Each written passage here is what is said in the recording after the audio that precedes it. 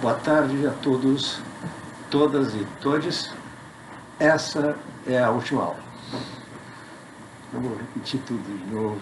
Última aula em ensino remoto emergencial de História da Filosofia Contemporânea. Eu acabei instantes atrás de corrigir as provas de vocês. O resultado foi bastante gratificante para mim. Espero que a minha avaliação não seja decepcionante para vocês. E que vocês possam levar desse curso algum tipo de proveito para as carreiras de vocês, para o futuro de curto, médio ou mesmo longo prazo de vocês, porque vocês vão fazer das suas vidas e da filosofia que estudaram conosco nesse curso de graduação Filosofia da URGS. Então, vocês vão receber logo mais, assim que eu concluo, eu não quero me estender muito, o que eu vou fazer agora é comentar as duas provas que eu apliquei, indicando, ainda que de maneira sucinta, qual seria a resposta ideal para cada uma delas.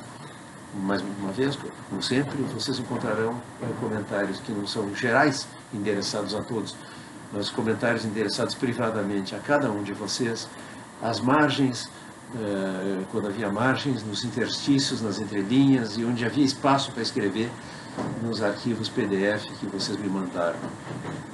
Eu aprendi uma coisa que já devia ter aprendido há muito mais tempo. Eu tenho que pedir não apenas que me mandem PDF, porque é mais fácil para mim trabalhar no arquivo PDF, porque eu posso fazer isso no tablet, onde quer que eu esteja, numa sala de espera de um dentista, num fim de semana na casa de pessoas amigas, e assim por diante. Mas dessa vez eu tive que fazer tudo entre ontem e hoje, porque as últimas provas que eu recebi, as recebi na noite de terça-feira, às 21 horas, ou até passando um pouquinho das 21 horas, e eu também fui tolerante com isso. É preciso que se tenha tolerância com muita coisa nesses tempos complicados de pandemia. Bom, vou comentar então as provas, e aí em seguida eu envio para cada uma a sua, com os seus comentários. Antecipo uma coisa que eu vou reiterar por e-mail. Eu vou mandar uma lista de tópicos, assuntos para os que ficaram em recuperação, que é muito pouca gente, num total de 38 alunos, apenas entre as duas turmas, apenas 8 ficaram em recuperação. Isso é menos do que um quinto, tá? E com a recuperação muita gente certamente dá a volta por cima e passa. Então nós vamos ter um índice de aprovação muito alto. Isso para mim é muito gratificante, e como eu disse, eu espero que para vocês seja de algum proveito. Então vamos lá, eu vou comentar as duas provas, alternando entre a prova da tarde e a prova da noite, porque as questões cobriam basicamente versões diferentes de abordagens a cada vez de um dos nossos tópicos. A única coisa que ficou de fora, quando eu elaborei a prova, e alguns de vocês me chamaram a atenção para isso, é que eu não fiz nenhuma pergunta em nenhuma das duas provas sobre o Círculo de Viena, que, todavia, foi matéria examinada depois da nossa última prova. Eu entrei direto em Quine. Para quem ficou em recuperação, para esses menos de um quinto do total dos alunos, tá, que ficou em recuperação, menos de 20%, portanto, nós temos a possibilidade lá de falar no Círculo de Viena. Eu tenho a impressão que muita gente, aliás, houve pelo menos um aluno que me disse isso, que ficou muito impressionado pelo fato de que, ao expor a filosofia do Círculo de Viena, que tem uma fama, uma reputação, um positivismo lógico, de ser a mais fria e mais técnica das escolas filosóficas, que a sua atitude perante a vida fosse aquela atitude nietzschiana, jubilosa e otimista, profundamente otimista, de dizer sim à vida e ao progresso, à emancipação, ao progresso social, econômico, cultural e assim por diante. Que um filósofo do Círculo de Viena pudesse dizer como Moritz Schlick, se vocês precisam de uma máxima, tipo um imperativo categórico, para conduzir suas vidas, que ele seja: preserve o espírito da juventude, pois ele é o sentido da vida. Bah, isso certamente, no caso de pelo menos um aluno que me falou disso, foi o que mais chamou a atenção, porque eu de modo geral, falei muito pouco de questões éticas no semestre. Eu não sei desde o início, mas eu falar de lógica, epistemologia e metafísica. Essas são as coisas com as quais eu lido com desenvoltura. O resto tudo mais ingressa em áreas em que eu não trabalho. Eu escrevi um artigo sobre ética toda a minha vida. Nunca achei que eu tivesse que mudar uma vírgula do que eu escrevi ali. Até hoje eu penso isso. Então achei que tinha dado todo o meu recado. E fiz uma claudicante, hesitante incursão na estética, num artigo sobre música. Aí uma área que talvez... Tem um artigo sobre música e tem uma nota muito breve de umas 5, 6 páginas sobre pintura, que eu publiquei. Daí talvez eu me aventure a pensar um pouco mais em temas de filosofia da arte.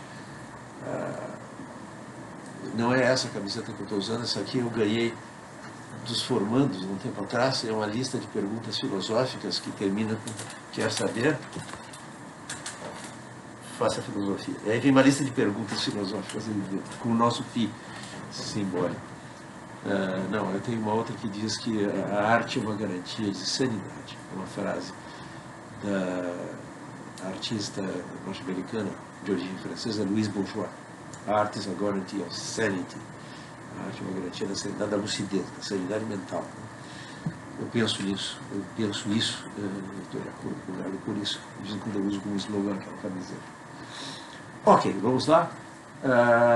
5 questões, convite era para responder 2, houve um caso único, de um aluno que respondeu uma só questão, e aí eu dei peso 10 para essa questão, obviamente, e de um outro aluno que engenhosamente emendou as respostas às 2 questões. No entanto, dava para demarcar claramente quando é que ele parava de falar de uma questão e ingressava na outra. Numa frase engenhosa, no fim, ele arredondava a sua resposta, fazendo referência às 2 partes, o que ele tinha tratado nas 2 partes da prova. Bom, feitos todos esses prolegômenos, primeira pergunta da questão da tarde: exponha o argumento de Quine contra o dogma do reducionismo. Está em 2 dogmas do empirismo, naturalmente. E o reducionismo o que é? É a tese de que Quine analisa como sendo uma consequência do princípio de verificação, segundo a qual toda proposição testável empiricamente é uma proposição que ou é diretamente observacional, descreve diretamente um experimento que se pode fazer para testá-la, ou implica proposições que podem servir para testá-la, como a teoria da relatividade de Einstein implica a proposição, um exemplo dado em aula, de que a luz, por estar submetida aos efeitos da gravitação universal, sofre, quando atravessa um campo gravitacional suficientemente robusto, um desvio para o vermelho, um alongamento do comprimento de onda da emissão luminosa, que puxa a cor da emissão para a ponta vermelha do espectro. Isso é uma proposição de observação. Contei para vocês a primeira observação que foi feita confirmando a hipótese de Einstein, aconteceu no Brasil, no Ceará. Não lembro bem da data, portanto não vou me arriscar a chutar aqui. O dogma do reducionismo é que cada proposição tem condições de verificação, porque o sentido da proposição é o método da sua verificação, condições de teste, portanto, de confirmação ou refutação, que permitem emitir um juízo sobre esta proposição, a abstração feita de qualquer outra. E o que Quine essencialmente mostra é o seguinte: olha, nós não testamos proposições uma a uma, nem os cientistas fazem isso, nem no senso comum a gente pensa que quando encontra alguma anomalia, alguma coisa que não sai como nós esperávamos que saísse, nunca está bem definido o que a gente tem que rever exatamente nas nossas opiniões. Eu sou da opinião, por exemplo, que se a professora Silvia Altman está em Porto Alegre, então ela não está no Rio de Janeiro. E eu infiro imediatamente do fato de que Silva está em Porto Alegre, que Silva não está no Rio de Janeiro. Porém, vamos imaginar um cenário de ficção científica, não é o primeiro que a gente vê no semestre, que seria em que funcionaria uma espécie de dualismo cartesiano de ficção científica, que seria o seguinte: a pessoa é clonada, tá?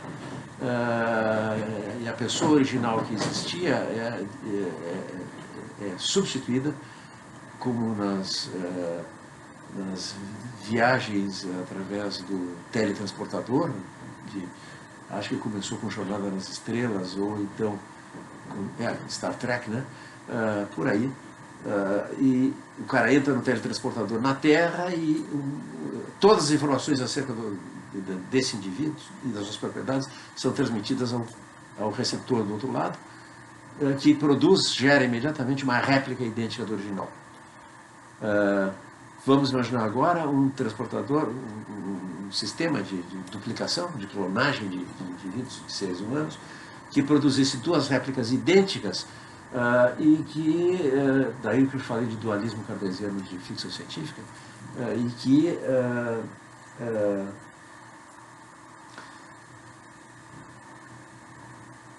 fosse agora dois corpos correspondentes a uma única alma. Uma única mente tem dois corpos e está presente, portanto, em dois lugares diferentes.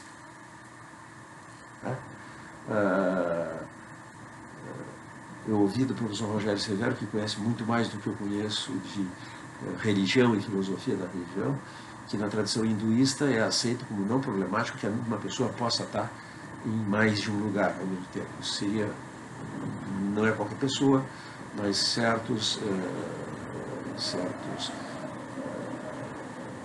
iluminados, no Sai Baba, poderiam estar em dois lugares ao mesmo tempo. Para mim, incorporar essa ideia ao meu sistema de crenças importa numa revisão tão grande que eu vou preferir 1000 vezes a hipótese de que a Silvia tem uma irmã gêmea. De fato, ela tem irmãs, nenhuma é gêmea, e elas guardam forte semelhança de família. Se eu tenho dois gêmeos uniterinos, é muito difícil afirmar com certeza, a um primeiro encontro, quem é quem. Com o tempo a gente se familiariza e distingue. Muito bem. O que esse exemplo mostra? A mesma coisa que mostrava aquela caricatura da história de Le Verrier com Netuno, discutida pelo Crick e Name Necessity, no ensaio sobre o desenvolvimento da ciência de Lakatos, que eu li para vocês. Você tem um caso de mau comportamento planetário, como na hipótese da atração gravitacional de Netuno sobre Urano. Postula-se esse Netuno, que nunca ninguém observou, como a explicação que menos importa em modificações na teoria física. E adota-se, em suma, o que a gente chama a máxima da mutilação mínima. Há um princípio de conservação que mais ou menos é equivalente à regra de bom senso que em time que está ganhando não se mexe, que é o princípio que os cientistas e os homens comuns observam. A gente modifica o mínimo possível as suas crenças. Prefiro 1000 vezes suspeitar que a Silvia tem uma sósia no Rio de Janeiro do que suspeitar que ela foi clonada e que a mente de uma só pessoa ocupa agora dois corpos idênticos. De tal forma que, nesse caso, se Silvia está em Porto Alegre, então ela não está no Rio de Janeiro, seria um condicional falso. Eu não poderia tomar como regra uma inferência material. Ela está em Porto Alegre, logo ela não está no Rio de Janeiro. O ataque de Quine ao dogma do empirismo consiste em chamar atenção para isso que eu estou descrevendo de diferentes maneiras. O holismo da confirmação. A saber que é o todo o nosso conjunto de crenças, ou uma parte importante dele, que em cada caso está sendo submetida a teste.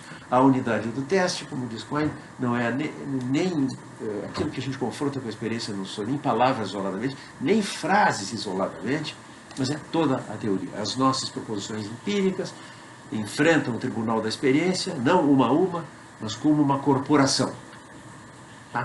Essa é a ideia. É uma ideia que simplesmente está baseada numa atenção realista para como efetivamente se faz ciência. Tá? Muito bem. No fundo disso está o princípio de verificação, porque o resultado, o holismo que Quine demonstra que nós devemos adotar em rejeição ao atomismo da confirmação, a ideia de que cada proposição por si só pode ser testada, tem uma consequência. O princípio de verificação supõe que para cada proposição eu posso indicar qual é o método da sua verificação. E, na verdade, há muitos métodos diferentes para verificar uma proposição, dependendo da relação que ela se encontra com outras proposições, no sistema integral de proposições que formam o conteúdo das nossas crenças. Por isso, nós revisamos observando a máxima da mutilação mínima, que na formulação de Quine não é em time que está ganhando, não se perde, mas não é menos saborosa, é onde não comicha, não coce. Where it doesn't hurt, where it doesn't itch, don't scratch. Where it doesn't itch, onde não comicha, don't scratch, não coce. Tá? Não procure pulga em cabeça de elefante. Procure, deixa o que você puder deixar. Ok, isso era a primeira questão da prova da tarde. A primeira questão da prova da noite era como Arthur Smolin desarma o argumento do número dos planetas de Quine. Bom, para responder numa palavra, essa pergunta foi muito bem respondida, diga-se de passagem, como a anterior, do reducionismo. Essa aqui eu achei especialmente claro, porque o ponto é técnico, é um ponto de lógica, e as respostas foram bastante, na sua maioria, bastante satisfatórias. Essencialmente mostrando o seguinte: que Quine quer mostrar com o argumento do número dos planetas, que quem aceita que haja possibilidade, necessidade de uma modalidade de ré, modalidades que estão nas coisas, na natureza das coisas, mesmo do mundo, e não são relativas à linguagem, a como nós descrevemos o mundo, está fadado a tomar como válida uma inferência falaciosa. E o exemplo de Quine era 9 é o número dos planetas, necessariamente 9 maior que 7, ora, 9 é o número dos planetas, logo, o número dos planetas é necessariamente maior que 7. Vendo que dá a aceitar necessidades de ré, diz Quine.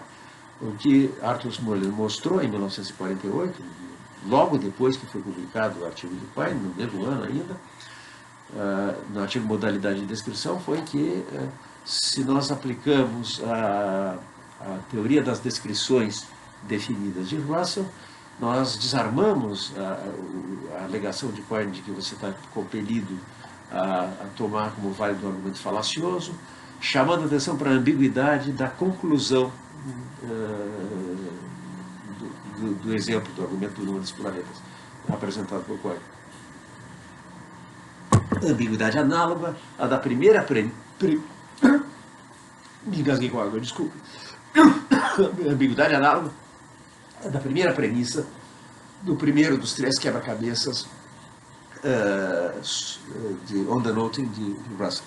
Você aplica essa teoria das descrições de Russell e mostra o seguinte: olha, a frase o número de planetas é necessariamente maior que 7 é ambígua, e a ambiguidade é do mesmo tipo de todo menino ama uma menina. Isso pode significar que para todo x há um y tal que x ama y, o que é o mais plausível, né? Mas pode significar também que existe um y tal que para todo x, x ama y. Tá? É a diferença de cada pessoa ter uma outra pessoa que ela ama e haver uma pessoa que todas as pessoas amam. Haver uma menina que todos os meninos amam. O argumento tem uma conclusão que tem a mesma espécie de ambiguidade. A ambiguidade tem a ver com o que vem na frente, o que está no alcance de quê, o que tem ocorrência primária ou ocorrência secundária. Aí. Na predicação de ré, você tem um operador modal do lado de fora de uma frase quantificada. O operador modal tem posição primária e o quantificador em posição secundária. E é assim que Quine interpreta a frase necessariamente, o número de planetas é necessariamente maior que 7. Ele interpreta assim. O que se está dizendo é que é uma verdade necessária que existe um x que é o número dos planetas e x é maior que 7. necessidade de dicto relativa ao dicto. Se diz que a proposição a um x, que é o número exponente de x, esse x igual a 7, a proposição o número exponente de 7 é uma verdade necessária. Quando existe também a leitura de Ré, que é aquela em que não é o codificador, não é o operador modal que vem na frente do codificador, é o contrário. Agora é o codificador que vem na frente do operador modal. E a frase, então, se lê assim: existe um x tal que x é o número dos planetas, e esse x é necessariamente maior do que 7. Bom, essa segunda leitura, que é de Ré, não é de dicto, é uma propriedade necessária do número 9 e não de uma proposição. Que se diz que é necessário, não é a verdade da proposição, mas que este objeto tenha essa propriedade. Isso é a propriedade de Ré, que não é Ré com H, só aviso para alguns aí, porque é derivado do latim. De Ré quer dizer relativamente à coisa, a res em latim. E isso é uma terminologia que foi herdada dos lógicos medievais. Por isso que se usa de dicto em latim e de Ré, relativo à linguagem ou relativo ao mundo, se você quiser. Ora, Quine descarta a ideia de a leitura em que essa frase faz uma aplicação relativa ao mundo dos números, mas, enfim, a essas coisas que nós chamamos de números. Tá? Mas ele não tem direito de não levar em conta essa leitura. E aqui o importante é o seguinte: necessariamente existe um x, que é o número dos planetas e maior que 7, é falso. Quine tem razão que isso é falso. Porém, não é isso que se segue das premissas. O que se segue de necessariamente 9 é maior que 7 e 9 é o número dos planetas, é que há um número que é o número dos planetas que é necessariamente maior que 7. Isso agora se segue das premissas, só que isso é uma proposição verdadeira. Portanto, não tinha falácia nenhuma que o defensor da lógica modal codificada devesse abraçar. A inferência é falaciosa se nós lermos a frase de dicto, mas não é se nós lermos a frase de Ré, dependendo da posição respectiva do operador modal e do codificador. Isso é uma crítica conclusiva, né? Mostra que o argumento absolutamente não funciona, e essa é uma batalha, ao contrário da crítica à distinção analítico-sintético, o primeiro dogma do empirismo, e a crítica ao atomismo da confirmação, o reducionismo, segundo dogma do empirismo, que foi um debate que, em linhas gerais, ganhou a parada, convenceu a vasta maioria dos filósofos no último meio século e mais até. Lá se vão quase 70 anos, são 70 anos da publicação de dois dogmas do empirismo. E é uma minoria que acha que a distinção analítico-sintética é uma distinção bem definida e que filosoficamente é proveitoso empregar. Em troca, o debate sobre a lógica modal codificada é um que Quine perdeu, basicamente porque se mostrou que o seu argumento, o carro-chefe da sua crítica, era um mau argumento. Por que é um mau argumento?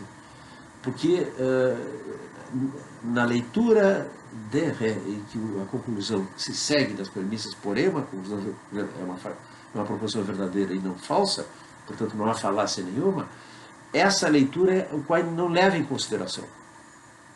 Tá? Ele foi um dos grandes lógicos, não apenas filósofo, mas dos grandes lógicos do século XX, tomou uma lição de lógica do Smollett e enfiou a viola no saco, tirou, como se diz, os cavalos da chuva. O que ele fez a partir daí foi trazer a questão para um plano puramente filosófico. Tudo isso é filosófico, mas para o plano, assim, dos princípios metafísicos mais fundamentais, deixando de lado essa questão de filosofia da lógica, que ficou dirimidamente, que foi dirimida, né, pela demonstração dirimente, é isso que eu queria dizer, do Smollett. Quine simplesmente passou a cobrar dos lógicos que defendem a lógica modal codificada e dos filósofos que tomam partido desses lógicos, que assumam que a sua posição filosófica em metafísica é uma forma de essencialismo. que aceitam, portanto, que há uma distinção fundamental entre propriedades acidentais de uma coisa, propriedades que a coisa pode ter e pode não ter, sem deixar de ser a coisa que é, e propriedades essenciais que uma coisa não pode não ter e continuar sendo a coisa que ela é. Eu sou uma pessoa. Uma pessoa é, no mínimo, na mais fraca das definições que eu conheço, é a de Elizabeth Anscombe, a principal discípula de Wittgenstein na filosofia do século XX e a aluna preferida dele. Ela tem um ensaio em que ela define uma pessoa como um corpo humano vivo. Bem, se eu sou um corpo humano vivo, isso não significa que eu não tenho uma mente ou uma alma. A proposta era católica observante, católica praticante. Para ela, certamente, existe vida depois da morte e a vida desencarnada. Mas não é mais uma pessoa que está aqui. Você tem o corpo da pessoa que não é mais o corpo, que não é mais uma pessoa, é um cadáver. E você tem, por hipótese, tem a ver com a religião que ela professava, a ideia de que você tem uma alma, mas uma alma não é uma pessoa. Uma alma desencarnada se há tal coisa. Eu suspendo o juízo sobre esse assunto, eu sou um agnóstico, já fui católico praticante, hoje eu sou um agnóstico, não sou um ateu, eu não nego a existência de Deus, eu simplesmente não sei que nos poderia demonstrar nem que Deus existe, nem que Deus não existe. E por isso suspendo o juízo.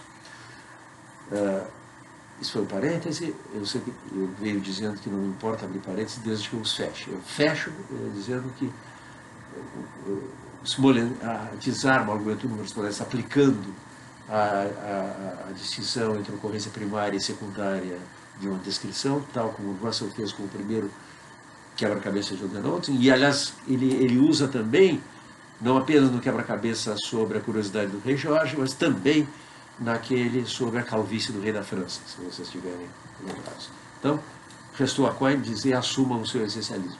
E o que os defensores da lógica modal codificada disseram daí por diante foi: somos essencialistas sim, e daí? Somos essencialistas, como é que dizia aquele slogan? Sem medo de ser feliz? Pois é, não temos medo de sermos felizes sendo essencialistas. Ou como disse Darwin Feldman, todo mundo é essencialista. Todo mundo aceita distinções desse tipo. Né? A propriedade de ser um corpo humano vivo é uma propriedade que eu não posso perder e continuar existindo. Paulo desaparece quando Paulo morre, mesmo que eu suponha que a alma dele subsiste em algum lugar. Talvez naquele fabuloso lugar descrito como o puleiro das almas, no espetacular romance Viva o Povo Brasileiro, de João Ubaldo Ribeiro. Como é a última aula, me permite fazer algumas observações de caráter literário sobre o nosso itinerário. Ok, as duas próximas questões foram sobre Kripke. A primeira, que Kripke, da tarde, Kripke afirma reiteradamente em Naming a Necessity que ele não está propondo uma teoria alternativa ao descritivismo, apenas uma imagem mais adequada do modo como usamos os nomes próprios. Em que consiste essa imagem e como Kripke justifica? Essa imagem é fundamentalmente a ideia nuclear aí é que a linguagem é uma instituição, uma tradição, e é pelo fato de nós pertencermos a uma comunidade de usuários da linguagem que nós podemos usar nomes próprios do modo como nós usamos. Como os usamos. A saber, independentemente de nós estarmos na posse de uma descrição ou conjunto de descrições que individuam, que identificam, que discriminam o objeto designado. Eu posso não saber que Cícero foi um senador romano, eu posso não saber que Cícero foi um filósofo acadêmico, isso é um cético acadêmico, eu posso não saber que Cícero é o homem que denunciou Catilina, ou que Cícero é o homem que escreveu as Tusculanas. Mas eu posso usar, mesmo na completa ignorância de quem é que eu estou falando, eu posso usar um nome para me referir à pessoa de quem eu quero falar. Por quê? Porque outros que não eu na comunidade transmitem e me asseguram, ao transmitir, que esse nome é o nome da pessoa de quem eles vieram falando e a quem eu quero me referir também quando uso quando usa esse nome. Tá? Mesmo que eu não saiba dizer quem exatamente foi esse de quem eu estou falando.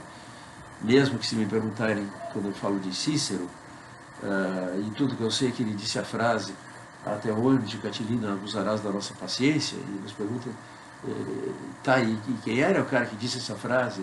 Cícero. Eu conheço a frase e conheço o nome do autor, mas eu não sei mais nada. Para mim é um romano famoso. Tá? E pode ser que ele nunca tenha dito essa frase, pode ser que ela não esteja nos escritos de Cícero, isso eu não sei dizer. Não sou propriamente uma autoridade na filosofia romana do período antigo. Tá, mas, como quer que seja, a imagem, portanto, é essa. Você fixa a referência de um designador, independentemente de que concepções você tem sobre o objeto designado. Mas, isso aqui é importante, que aqui alguns deram uma derrapada na prova. A fixação da referência pode ser feita por ostensión, por apresentação direta, portanto, por contato direto, como quando na cerimônia cristã do batismo o padre diz: batizo esta criança Pedro, tá? Esta criança está presente e está sendo apresentada. Isso é uma forma de apresentação por contato, né? Direta, presencial, vamos dizer assim. Mas eu também posso fixar a referência de um designador por descrição, a descrição que eu imagino que o objeto com o qual eu não tenho contato satisfaz. A introdução do nome Netuno por Leverrier, não vou repetir, eu já falei disso na aula de hoje uma vez, em outras aulas muitas outras vezes, é um exemplo disso. Leverrier fixou a referência do designador de um planeta que nem ele tinha observado e que ninguém observou por um bom tempo. Quando Netuno foi descoberto, se disse: esse é o planeta que Leverrier postulou que perturbava a órbita de Urano. E, no entanto, o planeta responsável pela perturbação da órbita de Urano não é parte do significado de Netuno. Nós poderíamos descobrir que algum outro fenômeno cosmológico é responsável pelas anomalias da órbita de Urano.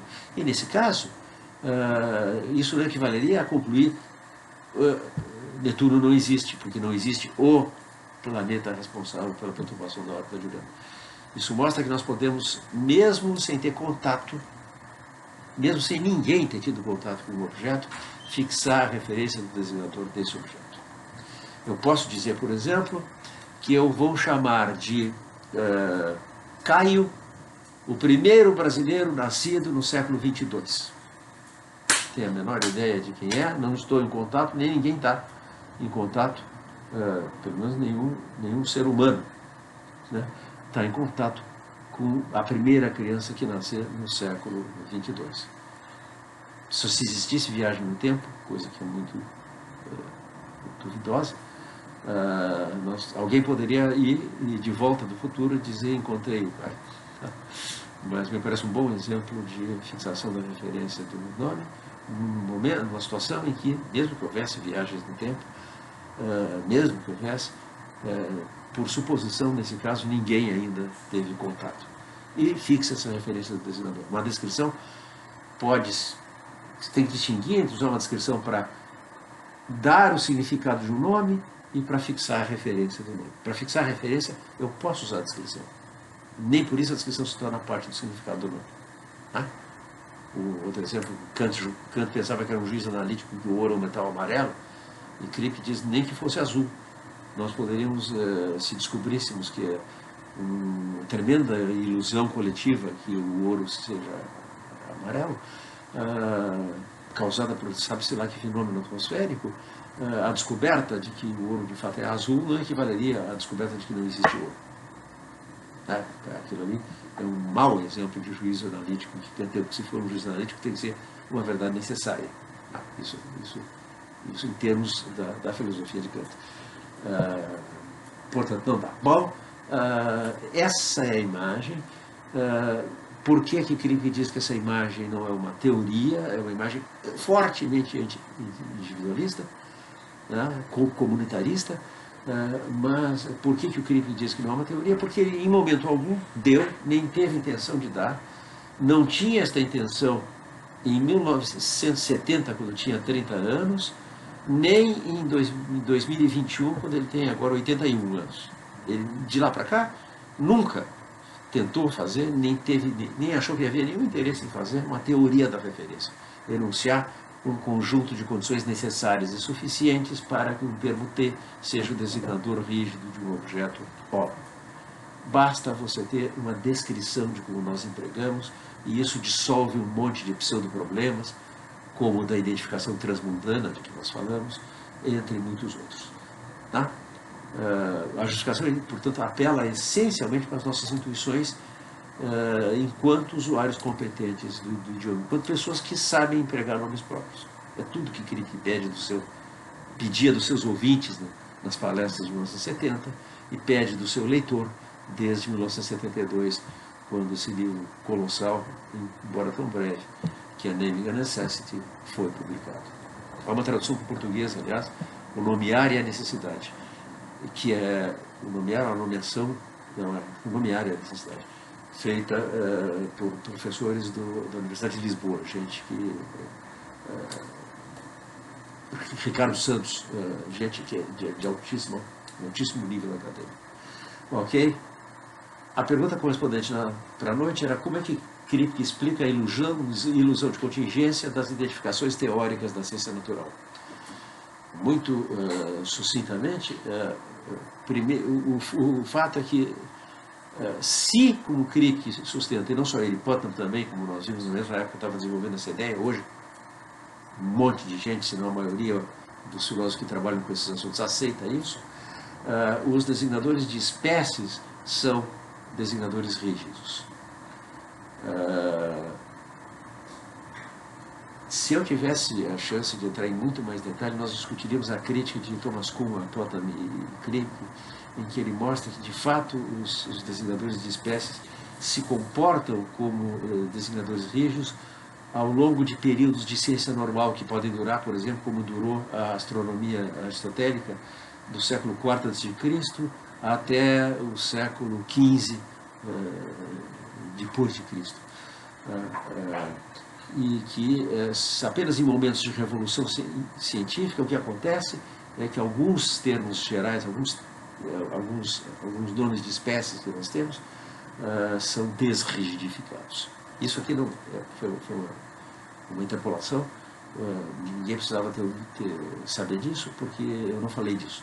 Outros professores, talvez Rogério Eros, nas suas aulas, tenham tratado dessa discussão de Kuhn com Crick e Putnam. Eu me contentei em expor a concepção comum a eles, de que os designadores de espécie, palavras como água, ouro, tigre, são designadores rígidos, exatamente como os nomes próprios. São nomes, na verdade, não são predicados. São nomes de espécies. E qual é o pulo do gato aqui, do argumento? É que eles designam rigidamente porque, tal como nos nomes que nós empregamos, os nomes próprios, eu não preciso conhecer nem nada como um conjunto de condições necessárias e suficientes para algo estar na extensão dessa expressão. Eu não preciso associar descrições identificadoras, eu posso ser muito incompetente para identificar.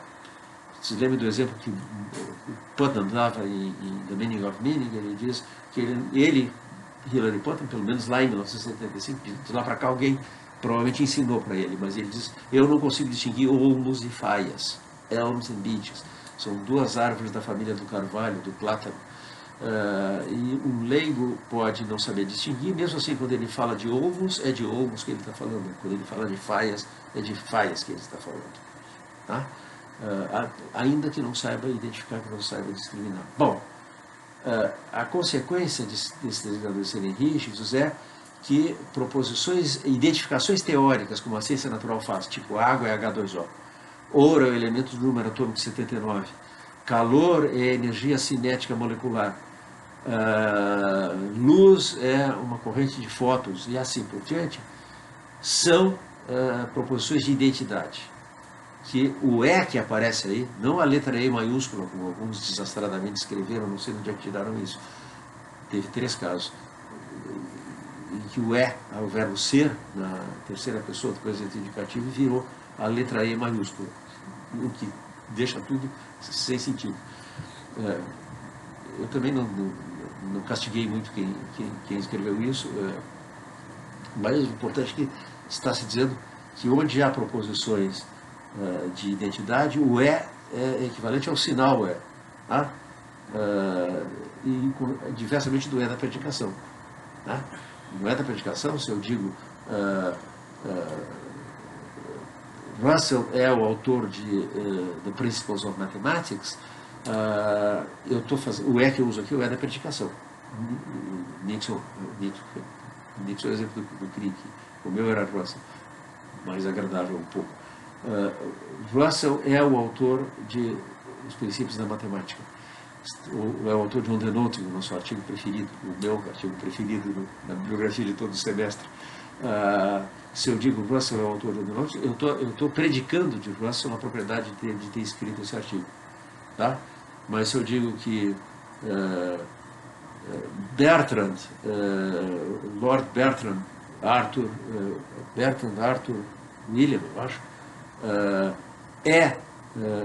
Russell, como se eu disser que Marco Túlio é Cícero, porque o nome completo dele era Marco Túlio Cícero. Os sinais que ocorrem dos dois lados do da cópula são termos singulares, portanto são designadores rígidos. Isso, Ruth Marcus já tinha chamado a atenção para isso numa passagem que eu comentei na aula que comentava as ideias dela, especificamente o debate dela com Quine em 1961 em Harvard. Ela diz claramente que frases como a estrela da manhã é a estrela da tarde só são frases de identidade se estrela da manhã e estrela da tarde forem termos singulares. Ora, a teoria das descrições de Russell mostra que eles não são termos singulares. E Crick adota integralmente, como a maioria dos filósofos da tradição analítica, certamente, que foi a única de que se tratou aqui no século XX, reitero, a única de que se tratou aqui, porque a única que esse docente domina com alguma competência, a história inteira a ser contada, porque é uma tradição contínua que vem do final do século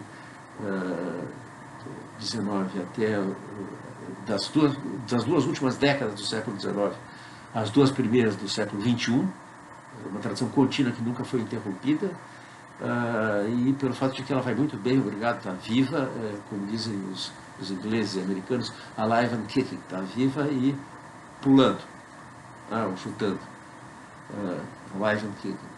Então, assim, a ilusão de contingência consiste no seguinte: se essas proposições são proposições de identidade, elas são, em razão de um resultado provado em lógica modal por Ruth Marcus, proposições, se forem verdadeiras, necessariamente verdadeiras, se forem falsas, necessariamente falsas.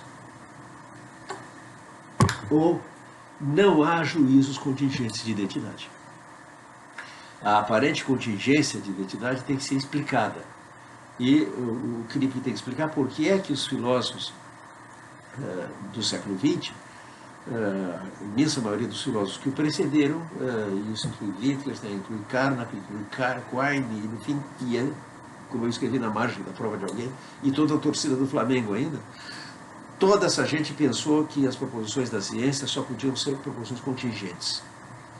E a razão é porque elas eram proposições que só podem ser conhecidas a posteriori. E aí Crick teve que explicar por que de onde é que vem a ideia de que o que só pode ser conhecido a posteriori tem que ser contingente. E se deparou então com essa ilusão de contingência. Ele tem que dizer que é uma ilusão porque ele sustenta que essas proposições são verdades necessárias.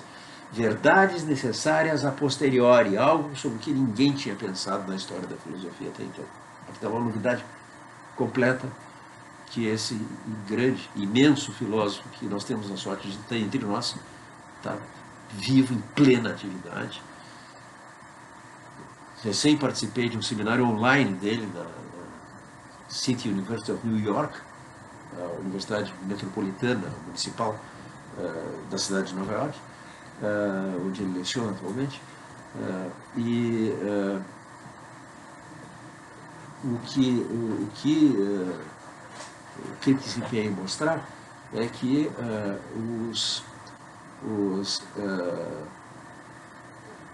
a ilusão de contingência dessas proposições, né, porque o teorema aqui da Ruth Marcus é que se A é igual a B, toda a propriedade de A é uma propriedade de B e vice-versa. Tá? Dado esse princípio, demonstra-se facilmente, se eu tomo a propriedade de algo ser necessariamente igual a alguma coisa, então, se A é igual a B implica que é necessariamente A igual a B, a prova que ela faz, a partir do princípio leibniziano da indiscernibilidade dos idênticos, né, como eu expus lá na aula, por mera substituição da propriedade qualquer, que eu estou supondo que se A e B são iguais, A e B têm em comum, porque são a mesma coisa, A e B são o mesmo objeto, logo tem que ter as mesmas propriedades. Se é verdade que todo objeto é necessariamente idêntico a si mesmo, então se A é igual a B, nós temos que se A é necessariamente igual a si mesmo, que é uma trivialidade, A é necessariamente igual a B. A propriedade de ser necessariamente igual a A é uma propriedade que é necessariamente uma propriedade de B. Eu, para simplificar, formulei com proposições singulares, falando A, B, ao invés de usar a forma codificacional em que está o teorema dela. Mas é a mesma coisa, para todo x, para todo y, se x é igual a y, então se f de x, então f de y. Isso é a indissolubilidade dos idênticos. E o teorema final é para todo x, para todo y, se x é necessariamente igual a x, então, se x é igual a y, perdão, para todo x, para todo y, se x é igual a y, então x é necessariamente igual a y. Portanto, não há juízos contingentes de identidade. Qualquer proposição de identidade é uma verdade necessária. No entanto, no caso das descobertas científicas, parece que elas têm que ser contingentes. E Kripke explica mostrando o seguinte, foi muito bem respondido por todo mundo, eu não vou precisar me alongar. O que acontece aí é que nós podemos perfeitamente descrever situações em que nós estamos diante da fenomenologia, dos fenômenos, das aparências de uma certa espécie de coisas, e nós estamos diante de uma outra coisa. Né? A gente parece que a gente está na presença de ouro e está na presença de pirita de ferro. A fenomenologia do ouro e da pirita de ferro, pelo menos para um leigo, eu certamente estou nessa categoria, aí são indiscerníveis. Né? Se alguém me vendesse, como se diz, gato por lebre, é porque eu não sabia discriminar gatos de lebres. Se me vendem ouro de tolo por ouro, é porque eu não sei discriminar ouro de tolo. Ou eu posso imaginar a lapota, um líquido insípido, inodoro, incolor, etc., etc., que dá nos rios, nos lagos, que mata a sede, etc. Tem todas as propriedades pelas quais eu identifico, reconheço água, mas não é água. E quando nós fixamos a referência do designador água, a nossa intenção não foi nomear por água qualquer coisa que tenha essa fenomenologia, que tenha essas propriedades que nós observamos. Não, água é apenas aquilo que é o mesmo líquido que o que está contido dentro dessa garrafa aqui. Tá? Apenas nesse caso eu estou falando de água. Por isso que a água da terra gêmea, a água gêmea não é água. A ilusão de contingência das identificações teóricas da ciência natural é explicada pelo fato de que você pode ter a fenomenologia de uma espécie e não ter a própria espécie. Tá? Pronto, era isso o essencial. E a prova da tarde, da manhã agora, a prova da tarde, eu estava na noite. Tá? A terceira questão da prova da tarde era também uma questão sobre Kripke, que era expõe o argumento de Kripke contra a tese da identidade corpo e mente. Bom, essencialmente o argumento é o seguinte, a concepção materialista da relação corpo e mente sustenta que todo estado mental de um indivíduo é idêntico a, não é que tem uma correlação com, não, é o mesmo que um certo estado do seu sistema nervoso central. Tá? Então, todos os atributos mentais, todos os estados mentais do indivíduo, os seus pensamentos, as suas sensações, os seus desejos, os seus temores, tudo isso, cada sensação, estou com medo, estou com raiva, estou sentindo calor, estou sentindo frio, cada um desses estados em que a gente se encontra, estados psicológicos em que a gente se encontra, estou com medo, estou com raiva, estou sentindo calor, cada um desses estados, todos caem sob o nome coletivo de pensamentos cogitaciones na filosofia de Descartes. Quando ele diz penso, logo existo, ele quer dizer coisas como raciocínio, logo existo. sinto raiva, logo existo, sinto dor, logo existo, e assim por diante. Tá? Qualquer dessas inferências é uma inferência legítima para fazer a prova que Descartes faz. No caso da identidade corpo e mente, o que ele está dizendo é o seguinte: tome-se o designador de uma sensação, dor. É uma espécie de sensação. Se é uma espécie, o seu designador designa rigidamente essa espécie de sensações. E agora dizem os neurologistas, estamos fazendo uma simplificação, não é assim, mas ele simplifica para efeitos pedagógicos. E eu sigo o Crick, até porque eu não sei toda a neurociência que seria preciso saber para substituir um exemplo simplificado por um exemplo castiço, tirado diretamente dos textos de neurociência mais recentes. Mas a ideia fundamental que domina as ciências cognitivas, a neurologia, a psicologia cognitiva e as demais disciplinas que participam com a linguística, a teoria da informação, a computação e assim por diante, no esforço de entender como funciona a mente humana, basicamente estão entendendo muito bem como funciona o cérebro humano. Tá? Mas você não é o seu cérebro. Isso é o subtítulo do livro do Alvanoi, que eu citei e incluí na bibliografia. E você não é o seu cérebro. O argumento aqui, nós vamos encontrar um do Tyler Purge, antes não, depois, né? Anos depois de Naming and Necessity. Em Naming and Necessity, o que Crick faz é o seguinte: olha, a tese da identidade corpo-mente, de que cada estado mental é igual ao estado físico do organismo, ela é falsa, porque dor é disparo da fibra C, é uma identificação teórica, portanto, que contém dois designadores rígidos. Portanto, se o materialismo for verdadeiro, a identidade de um estado físico com um estado mental é necessária e não contingente.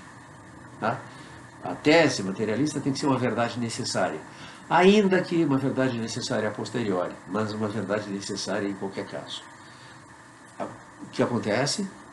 O que acontece é que se a relação entre corpo e mente parece contingente, e ela parece, porque parece perfeitamente imaginável que eu tenha um estado mental, uma certa sensação, um certo sentimento, uma certa emoção, e que não haja o estado correspondente no sistema nervoso central. Tá? Isso é perfeitamente imaginável. Talvez isso não aconteça, mas poderia acontecer. O que quer dizer que poderia acontecer? A situação em que isso acontece é logicamente possível. A possibilidade lógica está restrita, em última instância, exclusivamente pelo princípio de não contradição. Tá? Qualquer descrição não contraditória de um estado de coisas é a descrição de uma possibilidade lógica. Mas essa possibilidade lógica pode não ser uma possibilidade real, nem metafísica, nem muito menos física. Né? Pode ser impossível, metafisicamente, que essa seja uma verdade contingente. Portanto, se aqui a relação fosse, se nós tivéssemos uma verdade necessária que parece contingente, você tinha que aplicar a receita geral de explicação da ilusão de contingência. Mas ela não se aplica por quê? Porque a fenomenologia da dor não está para a dor como ser um líquido incolor, inodoro, insípido e assim por diante, está para a água. Há um hiato entre a fenomenologia da água e o ser da água, entre como ela parece e como ela é. Uma coisa pode ter a mesma aparência de água e não ser água, mas nada pode aparecer para nós como uma sensação que nós temos e não ser essa sensação. A condição necessária e suficiente para estar no estado consistente em sentir dor é que você sente dor, acabou. Tá? Sentir dor não é sintoma de uma outra coisa. Perdão, no sentido médico pode ser tratado como um sintoma no seguinte sentido. Você vai perguntar qual é a causa daquela dor. Tá? Agora, a causa da dor, ninguém sugere que ela é idêntica à própria dor. A ideia é que a, a dor é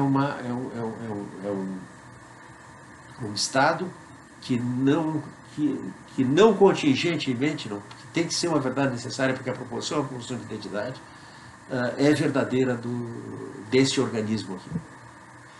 O sujeito anestesiado não sente dor. Tá? Não é que ele que haja dor naquele corpo ali, só que ele não sente. Não há dor. Tá? Há coisas que provocariam dor se não fosse a sedação anestésica.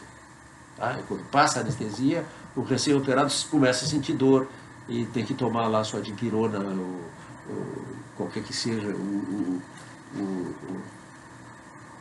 o anestésico, a medicação para dor que vai aliviar a sensação. Mas, em suma, o ser de um estado mental é o seu aparecer. Os estados mentais são pura fenomenologia.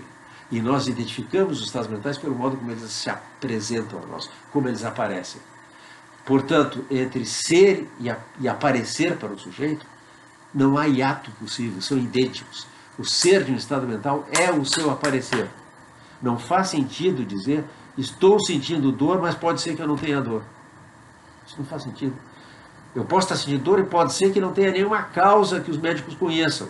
Eu lembrei para vocês que quando Freud começou a se ocupar com um fenômeno hoje muito raro, foi uma transformação cultural que se passou, da histeria. E a histeria, o que é? É a conversão, é a somatização, é a conversão em algo orgânico de uma aflição psíquica. Pacientes histéricos se queixavam de dores e os médicos diziam, mas não conseguem encontrar causa nenhuma, esse paciente só pode estar fingindo ou viajando. E Freud diz, não, o paciente sofre, né?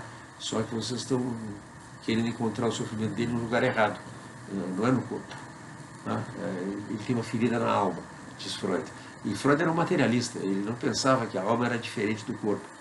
No seu projeto de uma psicologia para neurólogos, ele prevê exatamente, isso é de 1890 e tantos, mais de um século atrás, 130 anos atrás, algo assim, o Freud já prevê um esboço, faz, de como a neurociência ia tratar de identificar o substrato físico dos estados mentais. Agora, substrato físico do estado mental não é necessariamente algo idêntico ao estado mental.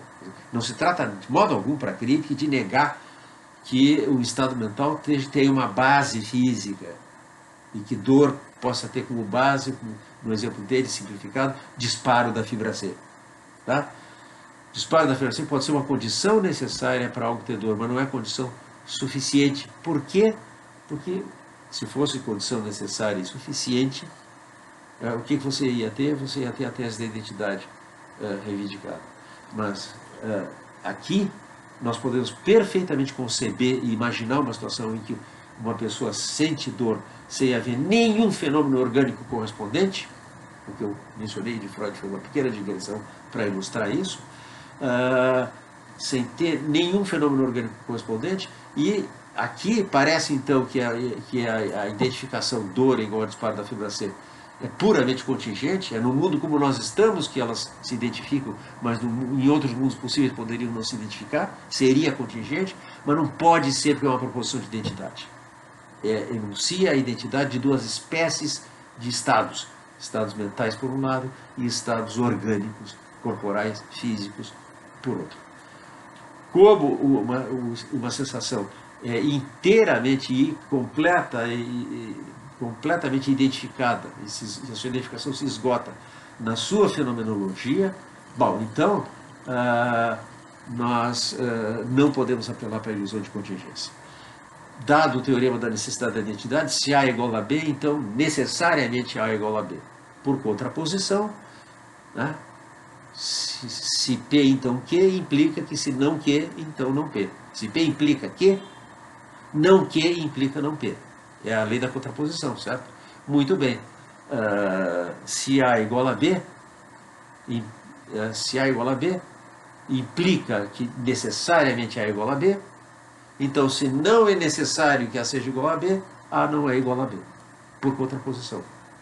E o que significa dizer que não é necessário que algo aconteça? É dizer que é possível que não aconteça.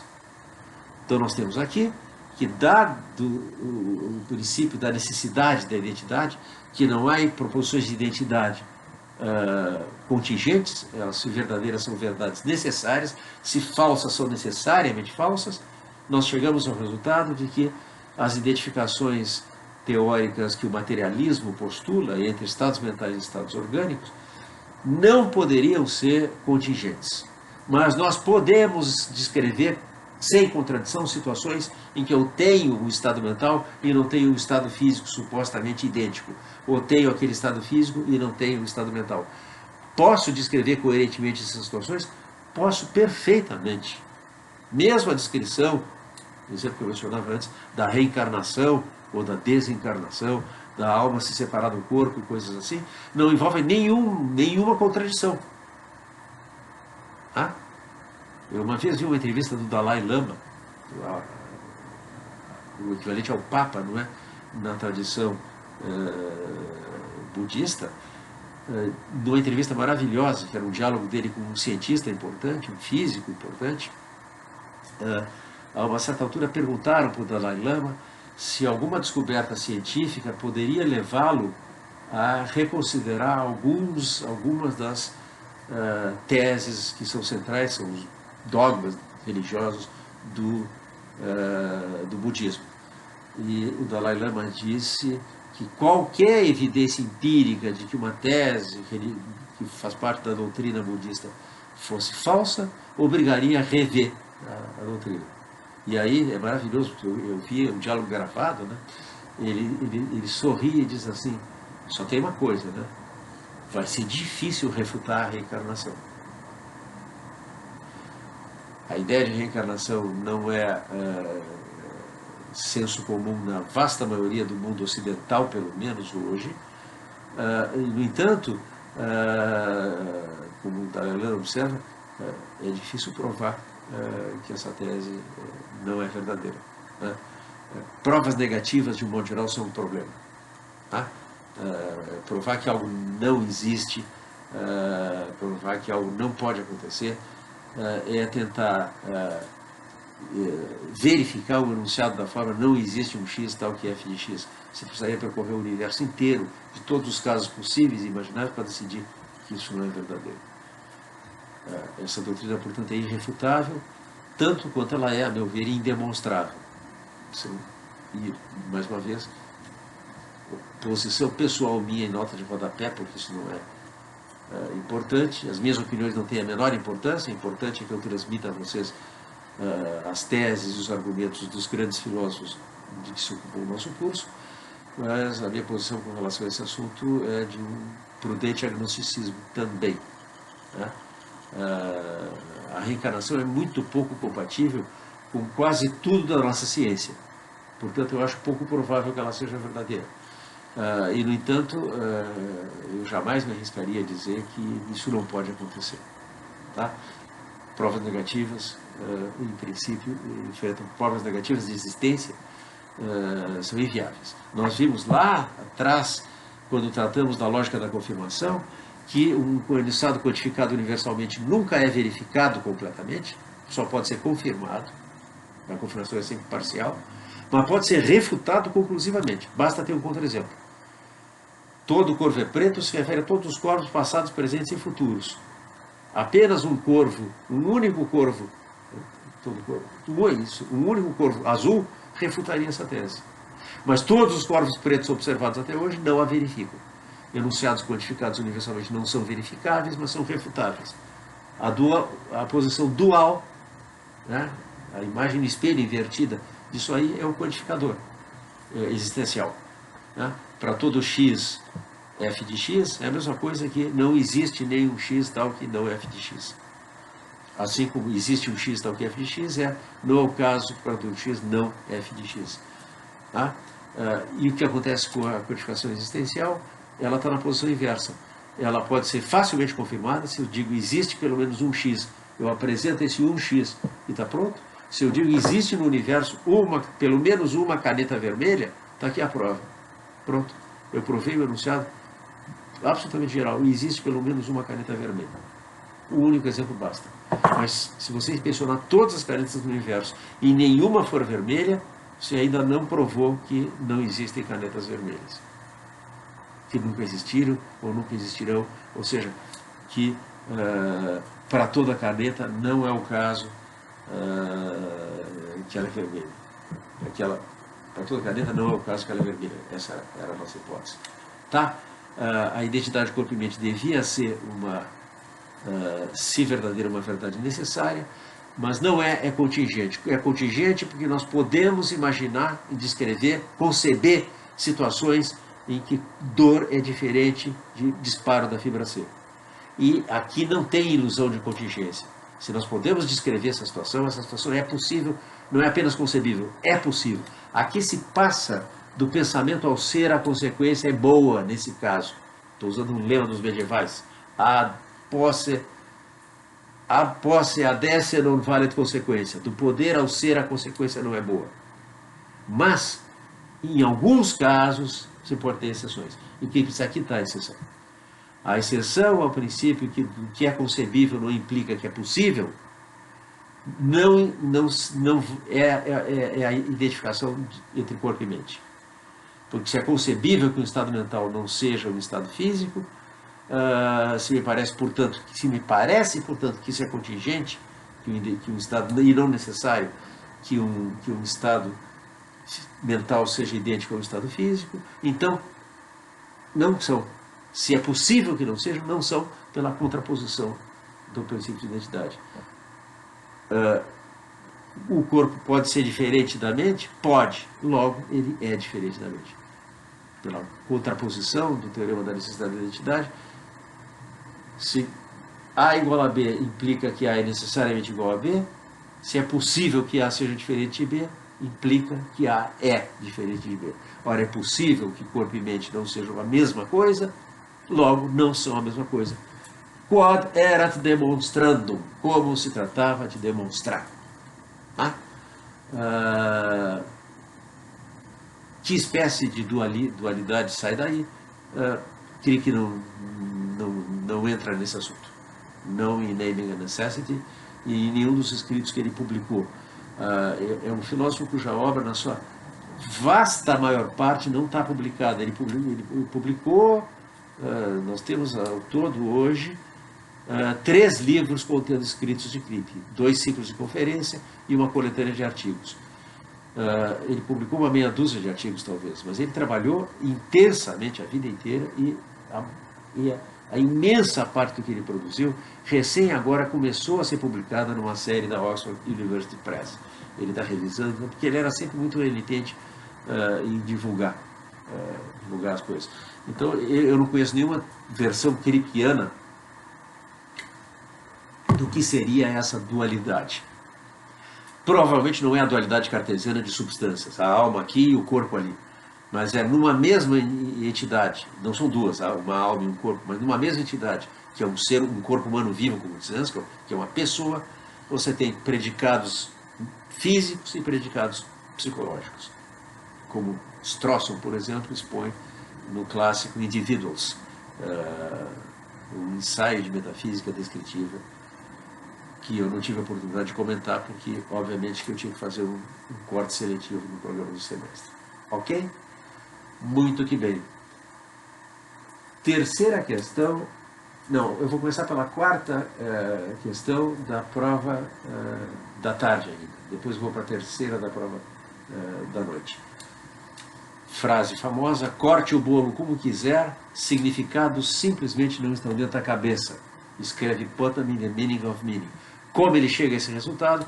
Com o experimento imaginário da Terra Gêmea. Pronto. Eu não vou contar de novo a Terra Gêmea. E coisas que eu disse antes já substituem uma demonstração detida. Você tem 2 ambientes que são, por estipulação, exatamente idênticos e, no entanto, a mesma palavra usada nos 2 ambientes tem uma extensão completamente diferente, ainda que os indivíduos nada saibam acerca do que distingue essas extensões.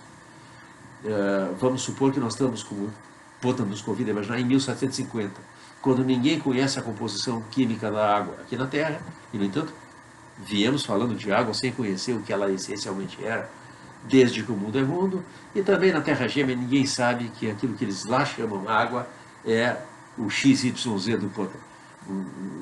Tem uma estrutura molecular bizarra lá que torna a fenomenologia da água gêmea idêntica à fenomenologia da água, do líquido que tem na Terra. Tá?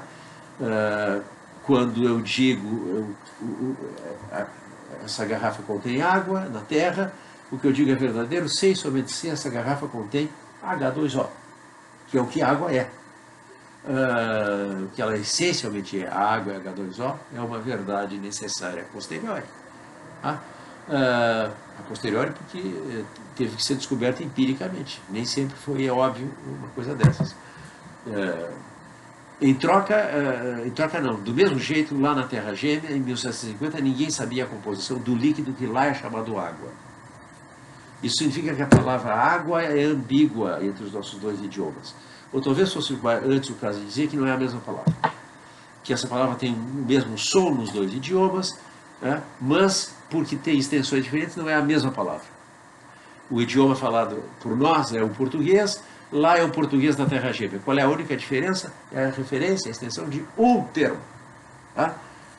E, no entanto, essa diferença não está dentro das cabeças das pessoas.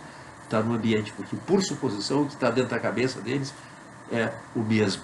São os mesmos estados internos. Tá?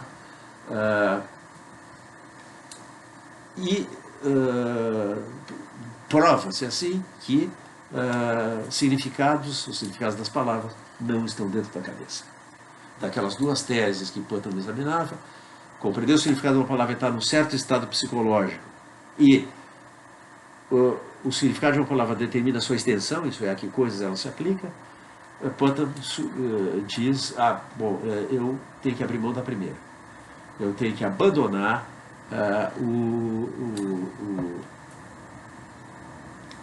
a ideia de que compreender o significado da palavra está num certo estado psicológico. Mas ele adverte os seus leitores que ele está chamando de estado psicológico apenas estados internos ao indivíduo. Ele foi criticado por Tyler Bird e por John McDowell, e agora já passo para a pergunta 3 da noite. Tyler Bird e John McDowell, entre outros, sustentaram que o externalismo, ou anti-individualismo acerca do conteúdo, estende-se para além da linguagem, portanto, para além dos significados das palavras, a nossos conteúdos mentais, de tal modo que, como diz McDowell, a mente não está dentro da cabeça. Como se justifica essa afirmação? É simples. Vamos pegar o exemplo de Bird, que ao contrário de Putnam, em 1975, no ensaio publicado 4 anos depois, mas que vinha sendo redigido fazia anos, um ensaio de mais de 100 páginas, o de Tyler Bird, e ele vinha expondo isso informalmente em palestras e aulas, etc. Portanto, sei o benefício mesmo, quando ele começou a trabalhar nisso, de ter um ensaio de Putnam disponível, mas ele produz algo semelhante, sem ficção científica nenhuma, né? A história do paciente que pensa que tem artrite na coxa. Não vou repetir essa história. No mundo como ele é, essa crença não pode ser verdadeira, porque no mundo como ele é, no mundo real, no mundo atual proporção possível, atual não tem o sentido de presente aqui, tem o sentido daquilo que é realmente o caso. Tá?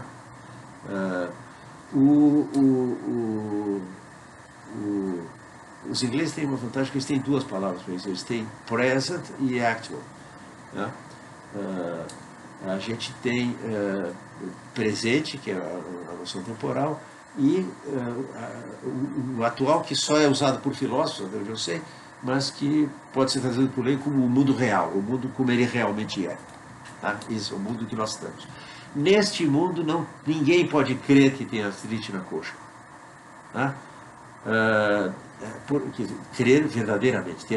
Crer pode, mas não pode ter uma crença verdadeira de que tem artrite na coxa. Por quê?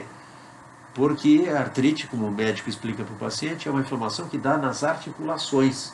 A pessoa com artrite fica com as juntas, né? Começa nas mãos, nos pés inchadas, e sente dor, e tem que tomar corticoides, e toda aquela triste história que eu evoquei quando expus esse argumento de Bird.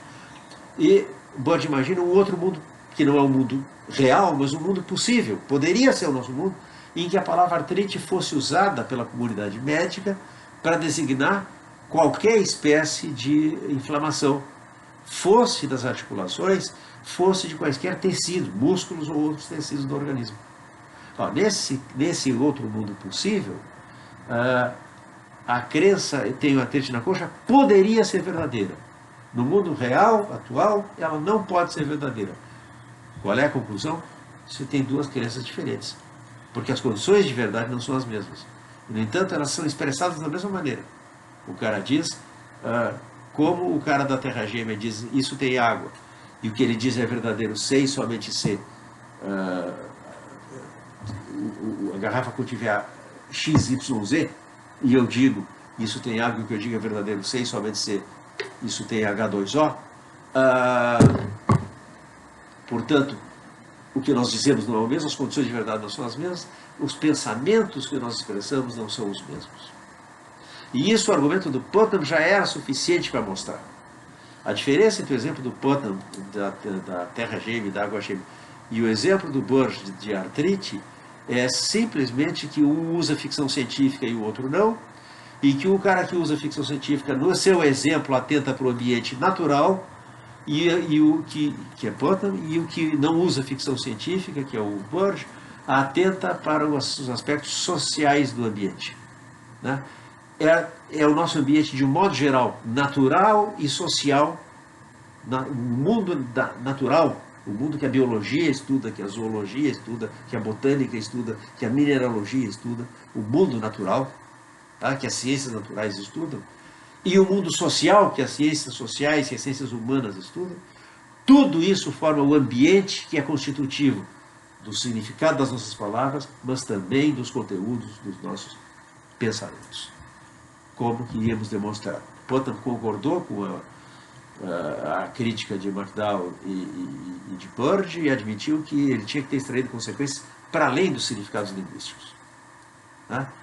Porque a crença do sujeito que está na Terra Gêmea é que o copo, não é apenas o que ele fala, mas o que ele pensa, é que o copo está cheio, o que ele pensa, ao pensar o copo está cheio d'água, é algo que é verdadeiro, sem somente se o copo estiver cheio, não do que nós chamamos água, mas do que ele chama água.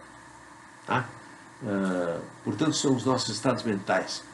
E de onde a minha entusiasmada recomendação de que vocês deem uma olhada, aproveitem as férias para ler esse maravilhoso livrinho de Alva Noe, Out of Our Heads, Fora das Nossas Cabeças, ou Por que Você Não É o Seu Cérebro. Não foi traduzido ainda até onde eu sei, uma hora dessas ele vai ser, mas eu sempre digo, você está com dificuldade com o inglês, aprenda mais inglês. Na Idade Média você estava com dificuldade de latim e queria, no entanto, fazer uma carreira acadêmica, uma carreira intelectual. Em geral isso se fazia na Europa cristã, em todo caso, nos conventos. Não é por acaso que a maioria dos teólogos medievais são sacerdotes, desde Agostinho, bispo, até Tomás, monge e professor de filosofia em Paris.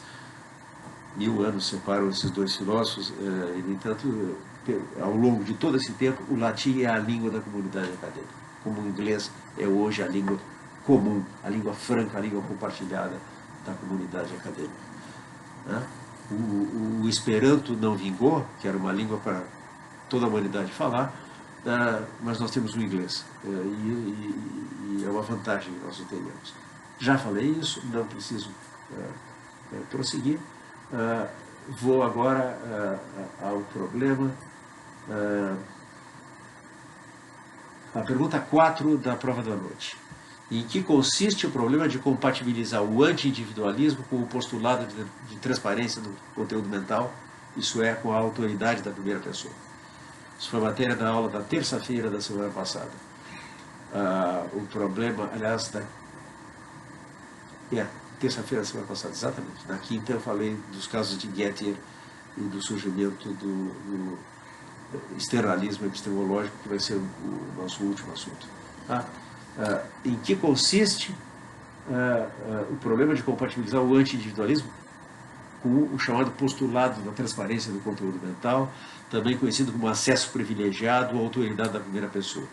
O anti-individualismo é a tese de que os nossos conteúdos mentais são constituídos, ao menos em parte, mas necessariamente são constituídos, ainda que talvez não suficientemente, pelas nossas relações com o nosso ambiente. Pode haver outros fatores, mas as relações com o ambiente são constitutivas dos significados que a gente associa às palavras e dos pensamentos que a gente pensa, e de outros estados que nós temos. Lembrem aqui uma coisa, né? Isso fundamenta a inteligibilidade da ideia de estados mentais, estados internos, que são desconhecidos pelo próprio sujeito. Como no exemplo que eu dei em aula, que algumas pessoas gostaram de repetir na prova, parece que foi bastante elucidativo. Esse cara está perdidamente apaixonado por essa mulher, só ele que não sabe isso. Isso sugere uma restrição do princípio da transparência do conteúdo mental. O cara tem um estado mental que ele desconhece.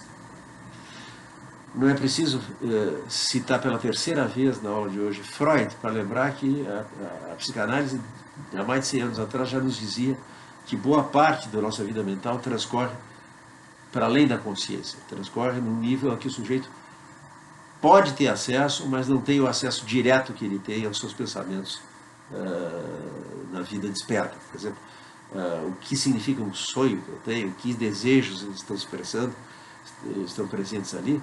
Bom, isso pode depender de fatores internos a mim que eu não conheço, que talvez eu deva descobrir fazendo terapia. Tá? Fecha a digressão freudiana, a terceira do dia. A dificuldade é a seguinte: se os nossos estados mentais são constituídos pela nossa relação com o nosso ambiente, então o problema vai ser o do cara esse que está apaixonado por essa mulher e só ele não sabe. Os nossos estados não são transparentes para nós mesmos. Se eu supuser ao mesmo tempo que o anti-individualismo é verdadeiro e que é verdadeiro o postulado de transparência do conteúdo mental, de duas umas seguem-se duas consequências aberrantes. Por modus ponens eu digo, se eu estou pensando em água, então água é um constituinte do meu ambiente. Isso parece ser algo que o anti-individualismo implica. Eu não poderia pensar em água se não houvesse interação com a água. Anti-individualismo. Se estou pensando em água, então a água é um constituinte do meu ambiente. A autoridade da primeira pessoa agora. Eu estou pensando em água. Eu sei em que eu estou pensando. Em água. Conclusão. Água é um constituinte do meu ambiente. Parece que para saber em que mundo eu me encontro, como é que é o mundo lá fora, basta eu examinar os conteúdos dos meus pensamentos. Sentar numa poltrona e dali da poltrona dizer, pão, existem tais e tais e tantas espécies de felinos, por exemplo. Existe água, existem outros líquidos, existem gases, tem ozônio, tem hidrogênio, tem oxigênio. Infelizmente tem cada vez mais ozônio, além de hidrogênio e oxigênio na nossa atmosfera. E não vamos entrar em coisas catastróficas para não estragar o nosso fim de semestre pensando nelas, mas o desastre ecológico que se aproxima é um assunto sobre o qual a gente devia um dia parar para pensar como filósofos e nos perguntar o que é que nós, com as nossas habilidades, podemos contribuir para isso. Bom, se eu suponho então o anti-individualismo e ao mesmo tempo a transparência do conteúdo mental, parece que eu posso conhecer a priori, sem fazer investigação empírica, basta eu me fazer introspecção, examinar o que eu tenho dentro de mim e eu sei como é que está o mundo lá fora. Absurdo. Mas se isso é absurdo, esse modus ponens, então resta o modus tollens. Se eu estou pensando em água, então água é um constituinte do meu ambiente. Eu sei que estou pensando em água. Conclusão. A água é o constituinte do meu ambiente. Isso eu não posso saber, tá? E eu preciso concluir então que o anti-individualismo não é compatível com a autoridade da primeira pessoa. Isso é, se eu tiver essas duas premissas juntas, anti-individualismo e autoridade da primeira pessoa, a transparência do conteúdo mental, a mesma coisa, se eu tiver anti-individualismo e transparência do conteúdo mental, ou bem eu posso conhecer a priori, por mera introspecção, refletindo sobre a minha vida mental, como é que o mundo está lá fora, o que é absurdo, ou o que é igualmente absurdo, para saber o que tem dentro, o que eu estou pensando, eu teria que primeiro investigar o mundo. Conclusão usada como chumbo grosso pelos individualistas, de Michael McKinsey até Paul Boghossian, esse último um filósofo que teve recentemente em Porto Alegre. Nós em 2016 fizemos um evento em homenagem a ele, um evento para discutir a filosofia dele. Foi um evento internacional, veio gente de Paris, de Londres e tal, ele veio de Nova York, e vieram filósofos brasileiros de vários lugares para participar desse evento chamado Temas a partir de Boghossian, Themes from Boghossian. Muito bem, esses são os individualistas, são os que dizem, tá, olha, o anti-individualismo está reduzido ao absurdo porque tem essas consequências absurdas. Anti-individualismo e transparência do conteúdo mental são incompatíveis, tanto pior para o anti-individualismo. Isso é a conclusão de McKinsey, de Boghossian e de outros individualistas. Dizem anti-individualistas que tentam compatibilizar as duas coisas, como o Tyler Birch, que eu não posso, na verdade, mesmo que o anti-individualismo seja verdadeiro, conhecer a priori o ambiente em que eu me encontro. Isso não faz realmente nenhum sentido. E é claro que o anti-individualismo vai importar em alguma restrição da transparência do conteúdo mental. Mesmo assim, quando eu estou pensando que o copo tem água, e penso que é isso que eu estou pensando, esse pensamento de segunda ordem, penso que estou pensando que o copo tem água, não pode estar errado. Por quê? Porque no ato de pensar que estou pensando que o copo tem água, eu estou exercendo o mesmo conceito que eu penso ao pensar o copo tem, ou a garrafa, no caso, tem água. Tá? O pensamento de segunda ordem, penso que estou pensando que a garrafa tem água. O pensamento de segunda ordem, penso que estou pensando que a garrafa tem água, herda do pensamento de primeira ordem, estou pensando que a garrafa tem água, o seu conteúdo. Por quê? Porque eles coincidem integralmente. A pessoa, o lugar e o tempo em que os dois são pensados são idênticos. Sob essas condições, nós temos um autoconhecimento mínimo. Eu sei que eu estou pensando que isso aqui é água. Seja lá a água que for, é o caso de acrescentar. Quer eu esteja na Terra, quer eu esteja na Terra gêmea. Né? Eu sei que estou pensando que tenho artrite na coxa, seja lá a artrite o que for. Então, esse seja lá o que for mostra que a transparência do conteúdo mental não chega ao ponto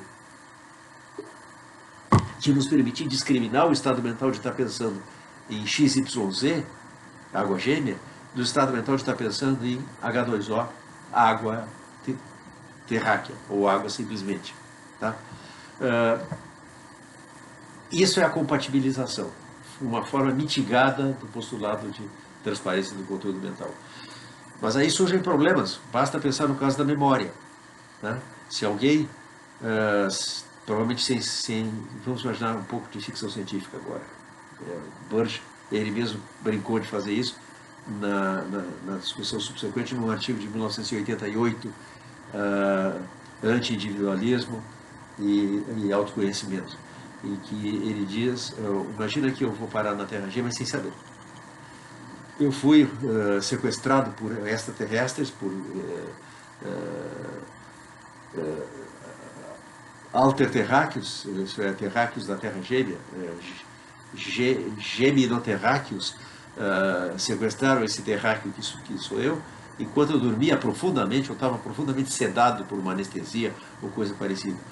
E eu acordo na Terra gêmea, na cama gêmea, no quarto gêmeo, e tudo parece igual. A continuidade da minha vida mental não sofre qualquer ruptura. E, no entanto, se eu permanecer tempo suficiente na Terra gêmea, os meus juízos perceptuais, derivados da percepção como este copo tem água, passarão a ter as condições de verdade que tem lá no ambiente em que eu pertenço agora. Mas o que acontece com a minha memória? Eis-me aqui a raciocinar assim. Eu gostava de brincar em água quando era criança. Tá? Este copo está cheio d'água. Logo, esse copo tem o mesmo líquido em que eu pensava quando era criança. Qual é que é o problema aqui? Foi apontado por Boghossian em 1992, numa conferência proferida também no Brasil, na Universidade Estadual de Campinas. Ele veio, quando a gente trouxe ele a Porto Alegre, era a segunda vez que ele vinha a Porto Alegre, tantos anos depois. Mas em Campinas, em 92, ele apresentou o argumento para dizer o seguinte: se o anti-individualismo ou externalismo acerca do conteúdo mental é verdadeiro, então nós estamos sujeitos a cometer erros indetectáveis de raciocínio. Por quê? Imagina essa situação. As minhas memórias tiveram seu conteúdo fixado no ambiente em que elas se formaram. Portanto, mesmo a viagem para a Terra Gêmea não faz com que a minha lembrança de que eu brincava na água quando era criança se converta na lembrança de que eu brincava no líquido que agora na Terra Gêmea é chamado de água, em XYZ. Eu brincava em H2O. A memória preservativa preserva esse conteúdo do passado, mas o conteúdo presente é determinado pelo ambiente presente em que eu me encontro. Portanto, temos uma falácia de ambiguidade. A palavra água é utilizada com dois sentidos diferentes. Na minha lembrança de que eu brincava em água quando era criança, eu gostava da água, a palavra água se refere ao que ela se referia lá atrás, quando a memória se formou. Tá? Lá na origem da memória. Mas no presente, a palavra que expressa a percepção que eu tenho é a palavra que dá conta da experiência que eu tenho no ambiente que eu me encontro agora. E dá uma falácia de ambiguidade. Né? Eu gostava de brincar em água índice 1, quando era criança. Esse copo está cheio de água índice 2. Logo, esse copo está cheio do mesmo líquido. Não, e água índice 1 e água índice 2 não são a mesma coisa. Premissas verdadeiras, conclusão falsa, falácia.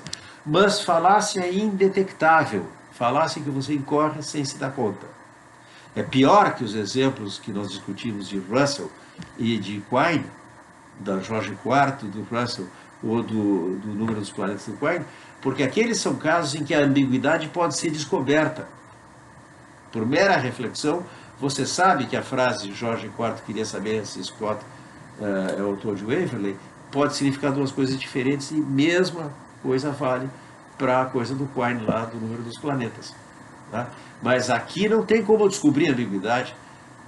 Eu teria que fazer, de novo, fazer uma investigação empírica do ambiente para saber em que ambiente eu me encontro, para poder decidir se eu estou pensando em água H2O ou em água XYZ. Tá? É o que o anti-individualista pode conhecer a priori, diz Boghossian, e esse é o problema da compatibilidade. As duas posições que prevalecem são, do lado anti-individualista, a ideia de que anti-individualismo e transparência do conteúdo mental são incompatíveis e tanto pior então para o anti-individualismo, porque a ideia de que os nossos conteúdos mentais são transparentes é simplesmente a ideia de que se alguém pensa alguma coisa, sabe que é nisso que está pensando e não em outra coisa. Ou você diz, não, mas são compatíveis. Se eu estou pensando, eu sei em que eu estou pensando. Mas saber que eu estou pensando em água ainda não equivale a saber que eu estou pensando em XYZ ou em H2O. O autoconhecimento básico, que Burge diz que pertence aos pensamentos à maneira do cogito, como no cogito cartesiano, né? Que é eu penso, eu existo, primeira pessoa do presente, do indicativo. Do mesmo modo, na primeira pessoa do presente indicativo, eu não posso me enganar sobre o que eu estou pensando, mas eu posso me enganar sobre o que eu pensei no passado. Tá? E eu posso ter essa ambiguidade. Tá?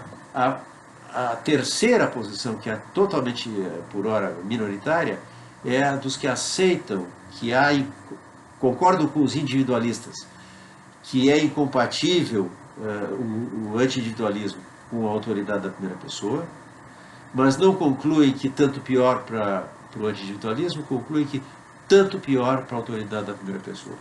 Nós somos estrangeiros para nós mesmos, sustentam os que defendem essa alternativa.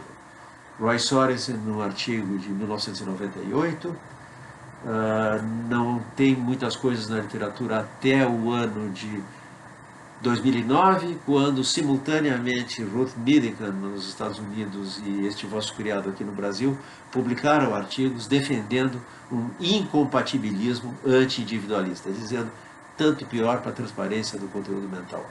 Tem mais alguns filósofos hoje que estão próximos dessa posição que a gente está defendendo. Não falei de mim por vaidade, mas para ilustrar o fato de que os nossos debates estão vindo até o dia de hoje. Tá?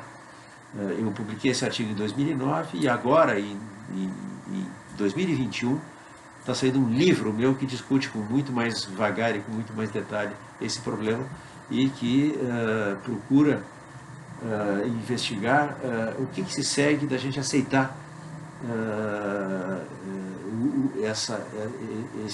esse quantum, esse tanto de opacidade, de não transparência de nós mesmos para nós mesmos.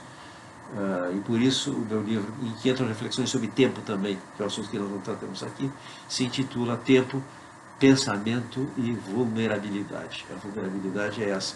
As nossas capacidades racionais são vulneráveis ao fato de que elas são exercidas em ambientes dos quais nós podemos desconhecer muita coisa e que, portanto, não estão sob o nosso controle.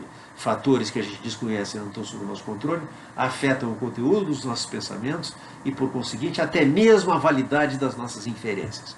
Até as capacidades racionais. A última trincheira do individualismo é o conhecimento lógico e a ideia aqui é que até mesmo o conhecimento que nós temos da forma lógica dos nossos pensamentos não é transparente. Querem uma prova? Frege e Russell não concordam sobre a forma lógica de o atual rei da França é calvo. Para Frege isso é uma proposição singular, para Russell isso é uma proposição quantificada, como nós vimos.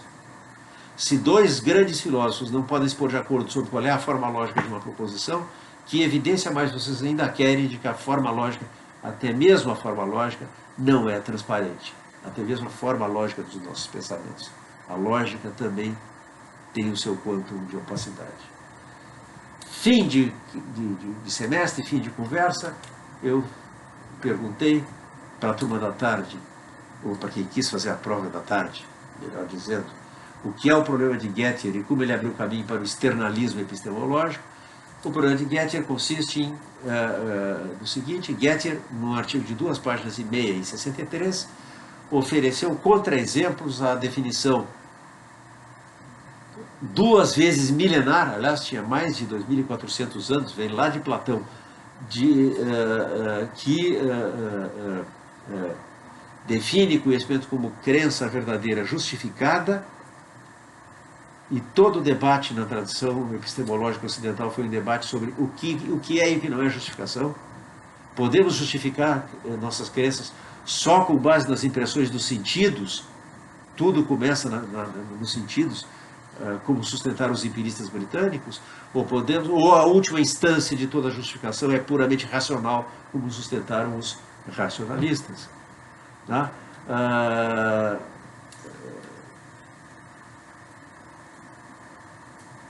Variedades da justificação são o tema de investigação da epistemologia, desde Platão. Por isso eu me detive em falar do itinerário lógico de Platão. Não vou repetir isso, está lá no vídeo da aula anterior. Mas o que Gettier fez foi simplesmente, em 2 páginas e meia, de maneira fulminante, fazer contra essa definição herdada de Platão o que Platão tinha feito contra a definição provisoriamente examinada lá no Diálogo Teeteto de que conhecimento é crença verdadeira. Que não é crença verdadeira, que se demonstra pelo fato de Platão poder dar exemplos, ele dá um exemplo e é suficiente, de uma crença verdadeira que claramente não é conhecimento. Portanto, falta alguma coisa. Os jurados do júri de Platão têm uma crença verdadeira, mas a crença verdadeira é uma crença que eles teriam ainda que isso fosse falso. Não guarda nenhuma relação com a verdade. E nós precisamos garantir que eu acredito nisso, não é porque o orador que fez o discurso no tribunal convenceu a mim, jurado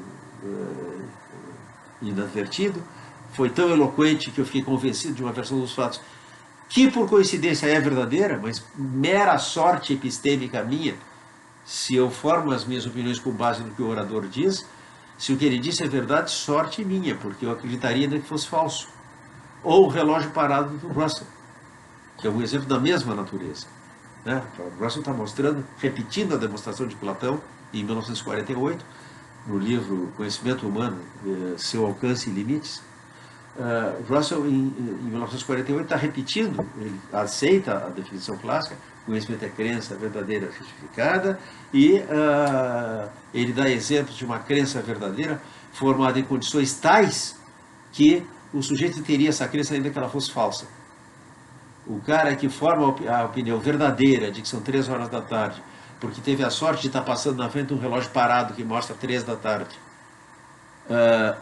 exatamente nesse horário, tá? Por feliz coincidência, por sorte epistêmica, esse cara formou uma crença verdadeira. Mas não é conhecimento.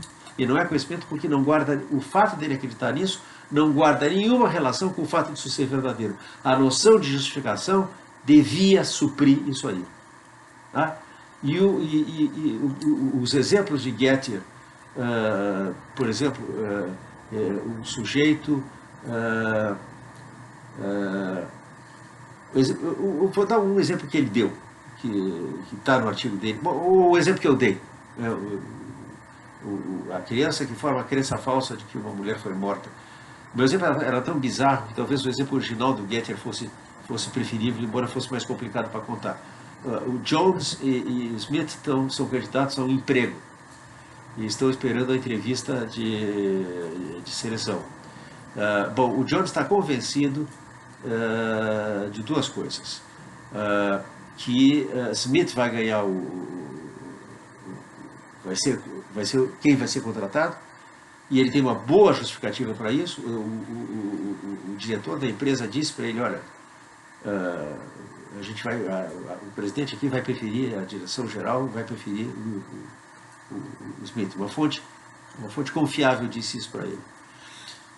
Ele também tem a opinião de que Smith tem 10 moedas no bolso, porque enquanto eles esperam ser atendidos, ele teve a oportunidade de contar, não sei a que pretexto, mas Jones contou as moedas que Smith tinha no bolso. Smith tirou para fora: me ajuda aqui, ou qualquer coisa assim.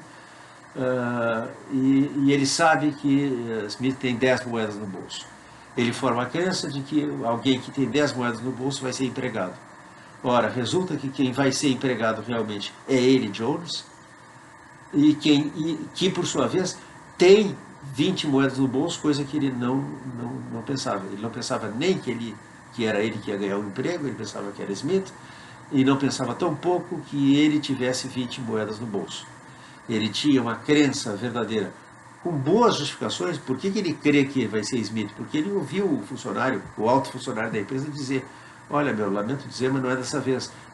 Quem vai levar a bola da vez é o Smith. Tá?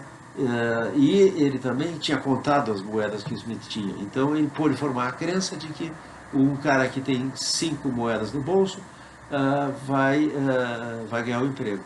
E essa crença é verdadeira. No entanto, a justificação que ele tem para essa crença não garante que ela seja uma crença verdadeira. Tá? Ele teria, dada a justificação que ele prega, ele teria essa crença ainda que ela fosse falsa. Então, é importante ter presente que nós podemos ter justificação para ter crenças falsas. Às vezes, o que é racional acreditar é algo que é falso. O exemplo que eu dei para vocês foi que até Copérnico e Galileu, a coisa mais racional a pensar era que a Terra era o centro imóvel do universo. Nós tínhamos carradas de razões para pensar. Toda a evidência com que lidava a astronomia ia a favor da ideia de que o Sol gira em torno da Terra, tá? E não tinha nenhuma razão para pensar que isso não era assim. Com a crise que foi sendo precipitada pelo fato de que cada vez mais anomalias eram observadas no comportamento dos corpos celestes, é que Copérnico achou que era, quem sabe, o caso de pensar na alternativa, de que é a Terra que gira ao redor do Sol e não ao contrário, salvando as aparências, mostrando que isso ia aparecer que é assim de qualquer jeito. Portanto, era racional acreditar que a Terra é o centro imóvel do universo, ainda que isso fosse falso. Então, que eu possa ter justificação racional para uma crença falsa é essencial para a gente entender exemplos em que eu tenho uma crença verdadeira justificada, e isso não é condição suficiente de eu ter conhecimento, porque eu teria essa crença verdadeira justificada, ainda que ela fosse falsa. Precisamos de uma quarta condição. É o que pensaram os internalistas, aqueles para quem a crença verdadeira tem que ser acompanhada de justificações, de razões, e razões ou justificações são em princípio acessíveis ao sujeito. Ao menos para as razões que nós temos para pensar o que pensamos, tem que valer algum princípio de transparência. Que razão você tem para pensar nisso? Se você não tem a menor ideia de quais são as suas razões para pensar nisso, você não tem razão nenhuma. Razões, pelo menos razões, observam um princípio de transparência. Não é possível que alguém tenha uma razão sem saber que tem, como pode ter um cálculo renal sem saber que tem. Se me perguntam por que razão eu acredito nisso e eu não sei dizer nada, é porque eu não tenho razão nenhuma. Eu posso sentir uma tendência irresistível a acreditar que é assim, mas não ter nenhuma boa justificação para isso, nenhuma boa razão. Bom, a alternativa é suplementar com alguma outra condição. Eu não discuti muito essa possibilidade, mas menciono agora, portanto não perguntei na prova sobre ela também, mas uma alternativa para preservar o internalismo epistemológico, a ideia de que a justificação está dentro das nossas cabeças, é pensar que a justificação consiste no seguinte: conhecimento é juízo verdadeiro justificado por razões que não estão sujeitas a serem canceladas. Uma razão que está sujeita a ser cancelada para eu acreditar que são 3 horas da tarde, com base no relógio que eu consultei, é descobrir que o relógio está parado. Se é que a gente poderia imaginar que o cara está justificado em pensar que são 3 horas da tarde a olhar para aquele relógio, porque relógios são em princípio confiáveis, né? O fato de que aquele relógio é confiável pode ser desqualificado pela descoberta de que ele é um relógio que está estragado, que está parado. Mas também é uma alternativa que foi delineada por Alvin Goldman. Eu não mencionei na aula que existia uma antecipação.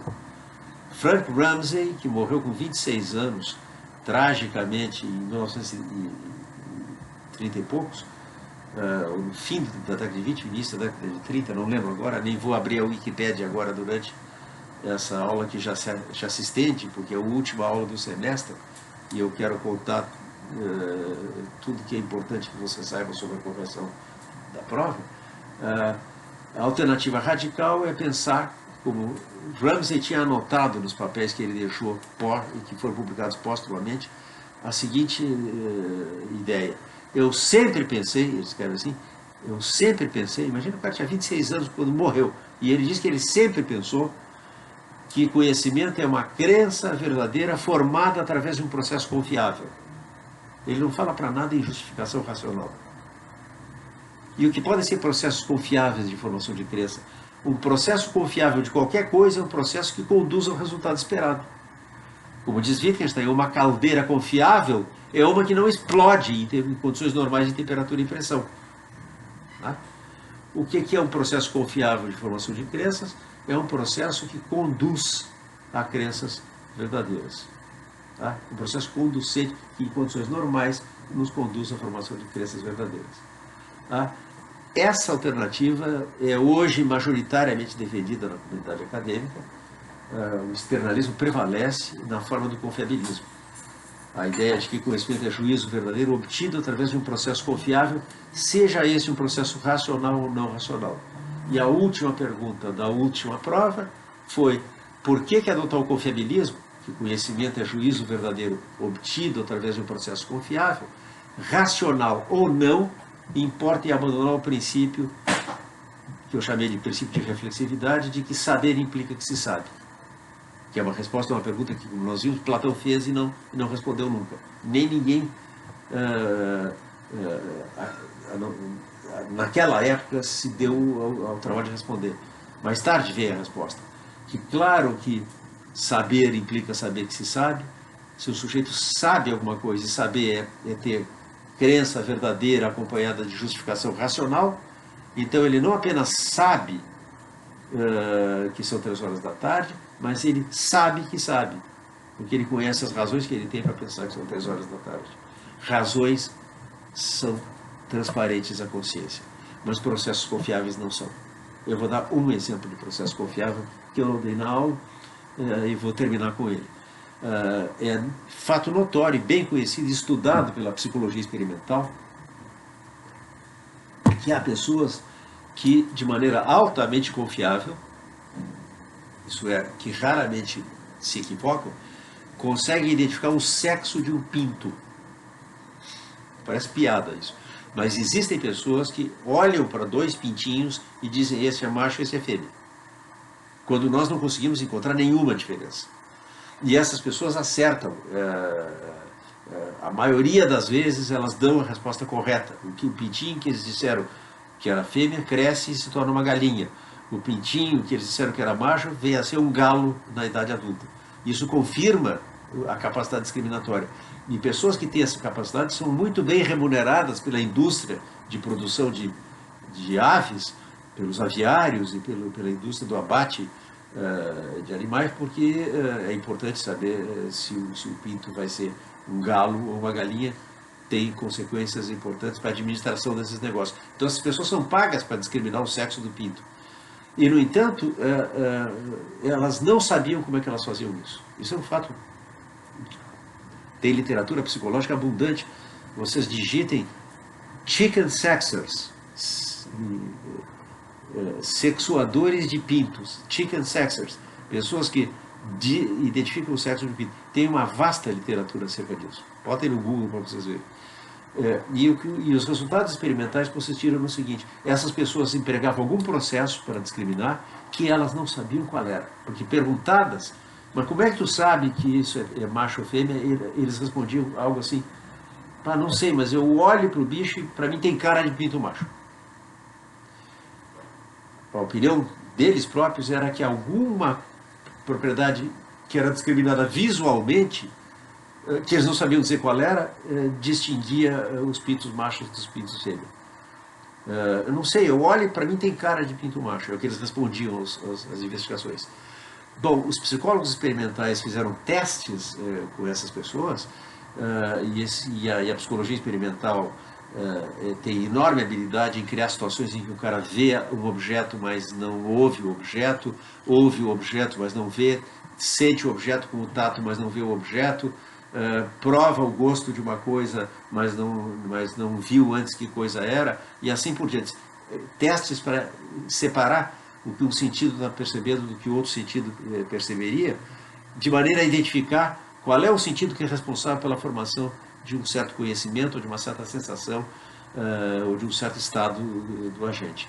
E, bom, o que se descobriu nesses experimentos, em que eles eram postos na frente de pintos e podiam ver, mas não podiam tocar, mas não podiam ver, podiam cheirar, mas não podiam olhar, e assim por diante, é o seguinte: até onde eu acompanhei essa coisa, perdi a paciência de continuar acompanhando essa discussão dos chicken sexers aí, mas parece o seguinte: os resultados preliminares que eu cheguei a tomar conhecimento eram, e isso é bem estabelecido, de novo podem dar um Google para conferir, é que a pista que identificava se é macho ou se é fêmea não era como os próprios chicken sexers, como os próprios discriminadores pensavam, visual, era olfativa.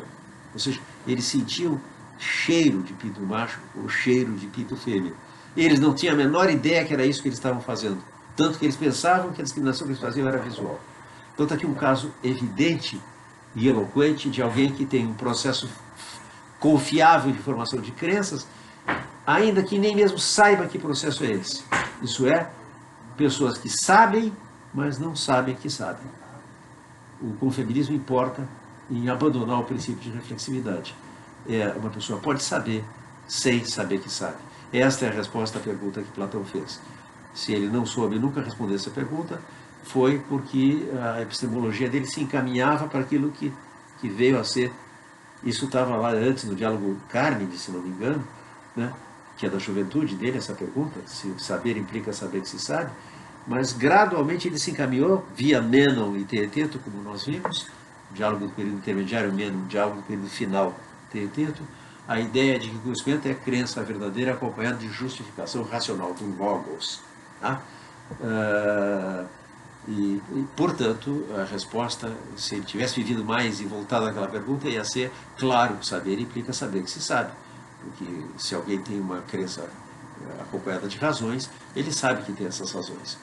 Se conhecimento é crença formada, verdadeira, sempre verdadeira, né? Formada através de um processo confiável, se não for verdadeiro não é conhecimento, tá certo? É mera crença. Mas crença verdadeira formada através de um processo confiável, então eu posso ter conhecimento, saber alguma coisa e não saber que sei. Isso permite também atribuir conhecimento a criaturas que não são capazes de oferecer uma justificação racional para suas crenças, o que é um aspecto bem-vindo do confiabilismo, ou externalismo. Por que externalismo? Porque são fatores que são externos à consciência do agente que determinam se o processo que ele está empregando é um processo confiável ou não. Por exemplo, acreditar que tal coisa está acontecendo porque eu li no jornal do dia, porque vi na televisão, tá? Pode ser a formação de uma crença verdadeira através de um processo confiável, ou uma formação de uma crença verdadeira através de um processo que não é confiável, porque a emissora é useira e vezeira de divulgar fake news. Tá? Mas a confiabilidade da emissora, como a confiabilidade dos meus interlocutores, quando eu faço uma pergunta e eles me respondem, eu pergunto como é que você chega em tal lugar e dizem siga por aqui, dobra à esquerda e assim por diante, é sempre alguma coisa que eu não conheço a priori e que é externa à minha consciência. E por isso essa posição é chamada externalismo, ou também uma forma de anti-individualismo, finalmente, em epistemologia. Tá? E com isso fechamos o nosso itinerário. Essa foi a última e a mais longa aula do semestre. E eu vou fazer só uma coisa. Eu quero ler para vocês, em conclusão, um poema. Um poema que captura o essencial desse espírito anti-individualista que prevaleceu gradualmente prevaleceu nesse itinerário que eu vim descrevendo para vocês. Eu devo ter um arquivo que eu estou abrindo aqui, uma tradução do poema Of Mere Being, do meramente ser, de Wallace Stevens.